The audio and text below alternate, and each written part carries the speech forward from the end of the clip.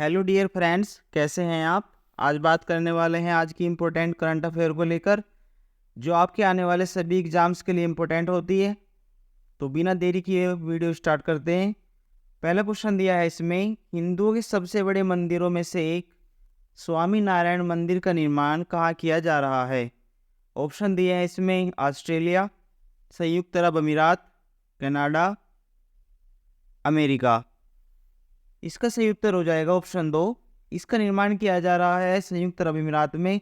जब ये बनकर तैयार हो जाएगा, ऐसा माना जा रहा है कि हिंदुओं के सबसे बड़े मंदिरों में इसका एक नाम होगा। ये बताया जा रहा है कि 2024 तक बनकर कंप्लीट तैयार हो जाएगा। जब इसका निर्माणाधीन किया गया था ये, तो 2018 में प्रधानमंत्री मोदी जी के द्वारा इसका लोकार्पण किया गया था। देखते हैं आगे। विश्व स्वास्थ्य संगठन की दक्षिण पूर्व एशिया की क्षेत्रीय निदेशक के रूप में किसे नियुक्त किया गया है। ऑप्शन दिया है, साइमा वाजिद, खेत्रपाल सिंह, अशोक सिंह, नीता गुप्ता।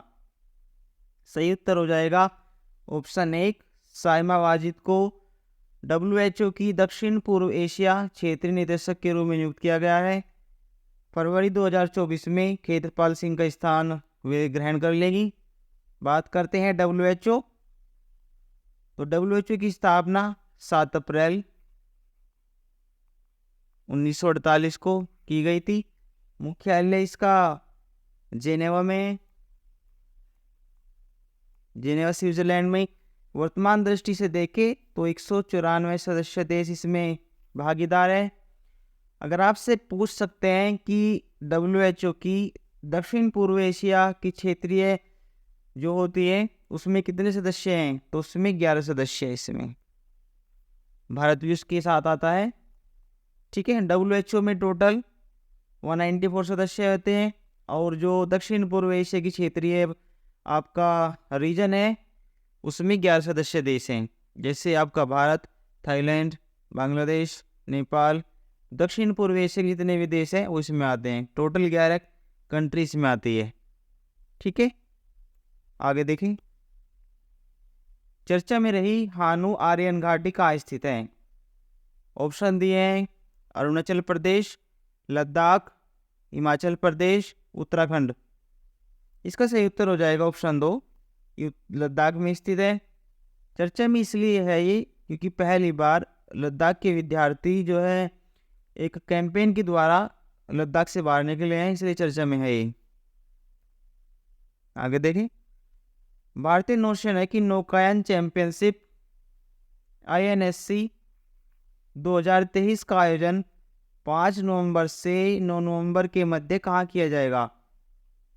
ऑप्शन दिए हैं, गुजरात, मुंबई, गोवा, केरल। सही उत्तर हो जाएगा ऑप्शन 2, मुंबई में इसका आयोजन किया जाएगा। अगर आपसे पूछ ले कि भारतीय नौसेना की नौकायन चैंपियनशिप 2022 का आयोजन कहाँ किया गया था, तो 2022 का किया गया था केरल में। ठीक है, लास्ट ईयर का आपसे पूछ सकते हैं। इस बार किया जाएगा मुंबई में, तो इम्पोर्टेंट है ये। आगे देखते हैं। हाल में रोहिणी नैयर पुरस्कार किसे प्रदान किया है। ऑप्शन दिए हैं, राजीव अग्निहोत्री, दीनानाथ राजपूत, नलिनी सेन और नैना गुप्ता। इसका सही उत्तर हो जाएगा ऑप्शन 2, दीनानाथ राजपूत।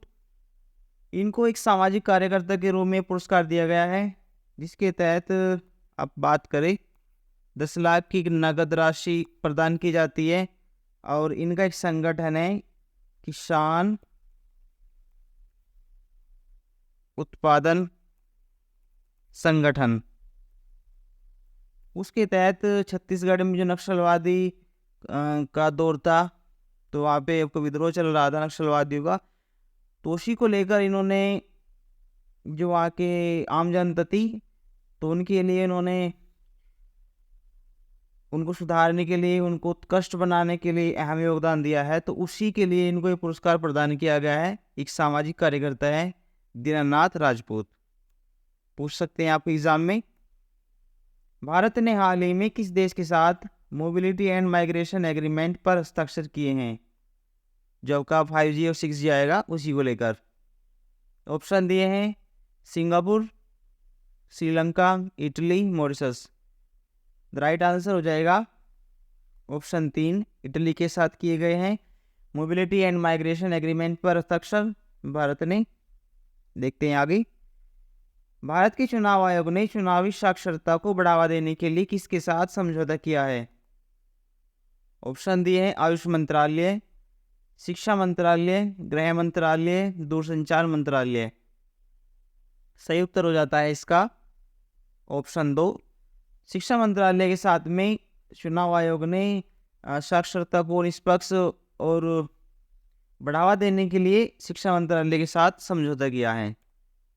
अभी लास्ट में मैंने क्वेश्चन कराया था, उसमें मैंने आपको बताया था कि आने वाले चुनावों में 2024 में आपके चुनाव होने वाले हैं, उनको निष्पक्षतापूर्ण और युवाओं को बढ़ावा देने के लिए चुनाव आयोग ने आइकन किसे बनाया गया है? आइकन रूप। तो राजकुमार राव को एक आइकन के रूप में नियुक्त किया गया है चुनाव आयोग ने, जिससे कि युवाओं को प्रतिभागी और बढ़े चुनाव के लिए। ठीक है, आगे देखें। किस राज्य में पर्यटन को बढ़ावा देने के लिए बहुभाषी माइक्रोसाइट लॉन्च किया जाएगा? ऑप्शन दिए हैं तमिलनाडु, उत्तराखंड, केरल, हिमाचल प्रदेश।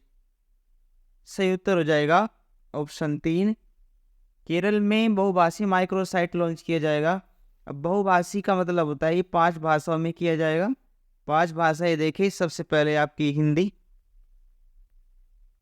इंग्लिश, ठीक है, तमिल, तेलुगु, कन्नड़। ठीक है, ये 5 भाषाओं में किया जाएगा। जैसे आपका सबरीमाला मंदिर है, वहाँ पे आप कह सकते हैं जितने भी फेमस मंदिर हैं तो उनके लिए माइक्रोसाइट लॉन्च किया जाएगा और पर्यटन को बढ़ावा दिया जाएगा। राइट, आगे देखें। मिन्यूटमैन थर्ड एक अंतर महाद्वीपीय बैलिस्टिक मिसाइल होती है जिसका हाल में परीक्षण किया गया, किससे संबंधित है? ऑप्शन दिया है इसमें भारत, अमेरिका, पाकिस्तान, इजराइल। सही उत्तर हो जाएगा ऑप्शन 2। अभी हाल में एक अमेरिकी बैलिस्टिक मिसाइल थर्ड, वैसे इसका परीक्षण पहले हो चुका है लेकिन इसका थर्ड पार्ट है जिसका हाल में परीक्षण किया गया है। तो आपसे एग्जाम में पूछ सकते हैं कि मिन्यूटमैन थर्ड जो मिसाइल है किस देश से संबंधित है, यह प्रणाली किस देश की रक्षा प्रणाली है, मिसाइल प्रणाली है? तो ये अमेरिका की एक मिसाइल प्रणाली है। देखते हैं आगे। खबरों में रहा सोलोमन द्वीप कहाँ स्थित है? ऑप्शन दिए हैं अंडमान निकोबार, भूमध्य सागर, लाल सागर, दक्षिण प्रशांत महासागर। सही उत्तर हो जाएगा ऑप्शन 4, सोलोमन द्वीप दक्षिण प्रशांत महासागर में स्थित है। आपसे अगर कंट्री का लोकेशन पूछ ले किस अधिकार क्षेत्र में आता है तो यूएसए के अधिकार क्षेत्र में आता है। राइट, आगे देखते हैं। किसे टाटा पावर रिन्यूएबल एनर्जी के सीईओ और एमडी के रूप में नियुक्त किया गया है? ऑप्शन दिए हैं अशोक टंडन, दीपेश नंदा, गीता सेन, अनिल कौशिक। सही उत्तर हो जाएगा ऑप्शन 2, दीपेश नंदा को टाटा पावर रिन्यूएबल एनर्जी के सीईओ एंड एमडी के रूप में नियुक्त किया गया है। नियुक्तियां पूछ लेते हैं वनडे एग्जाम्स में। राष्ट्रपति को अध्यादेश जारी करने की शक्ति का प्रावधान संविधान के किस अनुच्छेद में निहित है? ऑप्शन दिए हैं अनुच्छेद 326, अनुच्छेद 123, अनुच्छेद 213, अनुच्छेद 371 जे। सही उत्तर हो जाएगा ऑप्शन 2, अनुच्छेद 123 के तहत राष्ट्रपति अध्यादेश जारी कर सकता है। जब राष्ट्रपति अध्यादेश जारी करता है तो वह 6 महीने 6 सप्ताह तक वैलिड रहता है। ओके, अब आप एक बात याद रखिए, जो अध्यादेश जारी करने की पावर सबसे पहले आती है तो 1861 का भारत परिषद अधिनियम के तहत सबसे पहले जिक्र होता है अध्यादेश जारी करने का। भारत परिषद अधिनियम 1861 के तहत सबसे पहले अध्यादेश जारी करने का जिक्र होता है, उसी से ये कॉपी किया हुआ है। ठीक है, अगर अध्यादेश की जैसे राष्ट्रपति के हाथ में पावर होती है अध्यादेश जारी करने की, तो स्टेट लेवल पर गवर्नर के हाथ में पावर होती है अध्यादेश जारी करने की। अगर राज्यपाल अध्यादेश जारी करता है विधानसभा के लिए तो किया जाएगा अनुच्छेद 213 के तहत। बात करते हैं अनुच्छेद 326, तो मतगणना जो होता है मतगणना का अधिकार, अनुच्छेद 326। बात करते हैं 371 जे, इसमें आपका कर्नाटक के लिए विशेष अधिकार दिए गए हैं। ठीक है, आगे देखते हैं। हाल में प्रकाशित की गई पुस्तक कोल्ड ब्लेड लव के लेखक कौन हैं? अशोक टंडन, गिरीश दत्त, नलिनी सेन, अजय सिंह। सही उत्तर हो जाएगा ऑप्शन 2 गिरीश दत्त।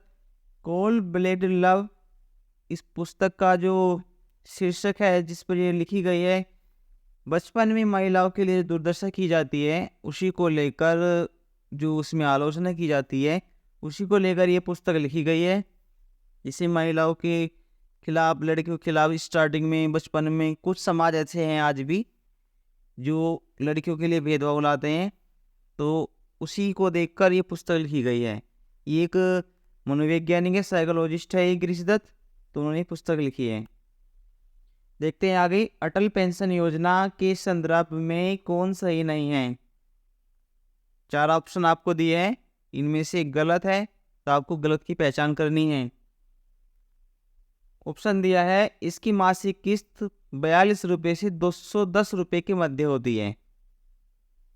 इसके अंतर्गत वे लाभार्थी शामिल होते हैं जिनकी उम्र 18 वर्ष से 40 वर्ष के बीच होती है।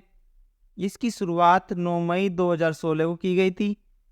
यह पेंशन नीति विनियामक और विकास प्राधिकरण PDFRDA के द्वारा अधिशासित किया जाता है। तो इसमें पहला ऑप्शन आपका बिल्कुल सही है। इसकी जो मासिक किस्त होती है 42 रुपये से 210 रुपये तक होती है, और इसके अंतर्गत वे लाभार्थी शामिल होते हैं जिनकी उम्र 18 वर्ष से 40 वर्ष के मध्य होती है।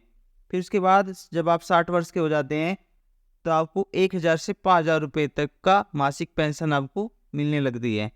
ठीक है, मिलती है कब? 60 वर्ष की उम्र के बाद।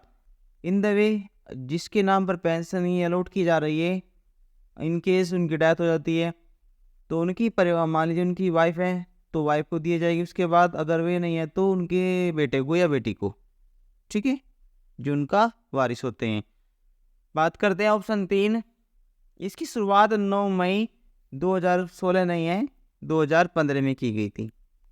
ठीक है, और यह पेंशन निधि विनियामक और विकास प्राधिकरण PFDRDA के द्वारा अधिशासित की जाती है।